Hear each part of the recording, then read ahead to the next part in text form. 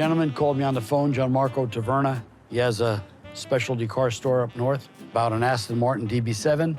I don't think I've had but one of those in my career, and I can use a car like that. I'm bringing in my Aston Martin DB7 in today. I'm hoping I could sell it to Ted. I gave him a call on the phone. He said that he would be a buyer, so here we are. He comes up and he parks himself right in my garage, makes himself comfortable. I guess he wants to leave the car here. Hi. How are you? Ted Vernon. Gianmarco Taverna. Nice to meet you. Gianmarco. This is the car you called me about. Yeah, this is her, a masterpiece. You really don't like these cars? You know what? I've been in the business a while, and this is one of my least favorite cars. I'm this way about Maseratis. I hate them. It's funny because, I mean, you were honest enough to tell me about it, No. but it's got its issues, huh? It has its issues. These are not the most reliable cars, but you look like James Bond driving it or James Bond on the side of the road.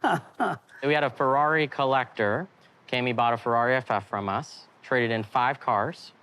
This was one of the 5 he traded in. This is not our type of car. We deal in newer cars, and I thought you'd be the right person for it. You know, we fix convertible top, you know, nice seats now, no warning lights on. It drives like a DB7 should. You know, it's a good car. And the AC works. The AC works. Cold? I mean, as cold as it needs to go. Lukewarm, how about that? Really? Yeah, in and out, in and out. It's cold enough. I'm talking to him and he's describing the car, and I know he does not need it, doesn't want it, doesn't want to drive it home. You know, Ted's a pretty sharp dresser. It's a pretty sharp car. I hope we can make a quick and easy deal. If I have to pay cash for the car, I'm comfortable under 20, somewhere in the upper teens. If I could rob the car, I'd love to buy it for 16. I can't see that happening. You know, he knows what he's got, but I could try. You know, you were very honest with me on what you told me about the car, and I respect that. Now, give me a price where I can make some money. You know, these are they're pretty rare cars. Yes. It's pretty difficult to find one with only 29,000 miles. I really need 24 for it. I really need my hair to grow back, and it doesn't look like that's going to happen. I would probably sell it in the low 20s, but I can't buy it in the low 20s. I would like to be a little bit over 15. I'm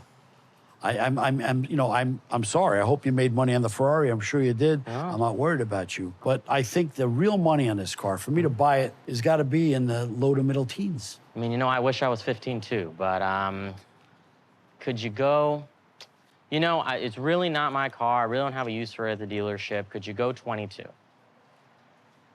No, because I think I'm gonna sell it for that. Fair. What can you do for me? Come on, help me out a little Cash money right now. Uh-huh. I'll give you 18 grand for it. I'll pay you right now. Write your check. 18 grand 18 cash? grand done. It's a done deal. Good. Maybe on the next one you'll do better. And I want to buy more cars from you. Absolutely. But you understand, these cars are time bombs. I think so. I think that's you know, not exactly what I wanted, but that's kind of. You know, I'm going to that's get a in the good low first 20s. deal. I'll get in the low 20s for it. Yeah. I'm not going to get more than that. Absolutely. Okay. Absolutely. Then it's mine. Good. Come on, I'll write you a check. Let's do it. Might even clear.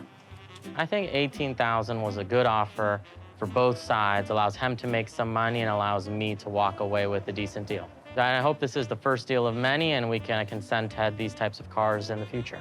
You know, his mindset is he got 5 cars and money for a Ferrari. This car probably cost him nothing. That's how this business works. So he's picking up 18 on a car he doesn't want to have on his lot. So it works for both of us.